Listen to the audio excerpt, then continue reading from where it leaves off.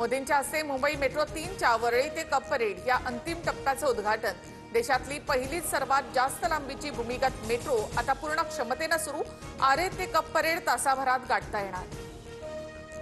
मुंबईवरील हल्ल्यानंतर सैन्य पाकवर हल्ल्यासाठी तयार होतं। त्यावेळी दुसऱ्या देशाच्या दबावाखाली येत काँग्रेसनं सैन्याला रोखलं। मोठा दावा करत पंतप्रधान मोदींचा काँग्रेसवर निशाणा। काँग्रेसचा करप्शन फर्स्ट आणि मोदींचं नेशन फर्स्ट यामध्ये फरक। महाविकास आघाडीचं सरकार घालवून विकासाचा गतिरोधक दूर केला। नवी मुंबईत एकनाथ शिंदेंची महाविकास आघाडीवर टीका।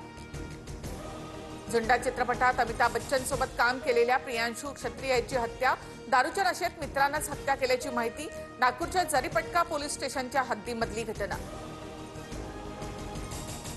कप सिरपमुळे होणाऱ्या मुलांच्या मृत्यूचं सत्र सुरूच। मध्य प्रदेशातील आणखी 3 बालकांचा नागपुरात मृत्यू। मृत बालकांची संख्या 16वर। मुंबईमध्ये ईडीची 8 ठिकाणी छापेमारी। फैजल शेख अल्फिया शेखच्या ड्रग्ज सिंडिकेटवर कारवाई। ड्रग सप्लायर सलीम डोला याचा दाऊद टोळीशी संबंध असल्याची माहिती।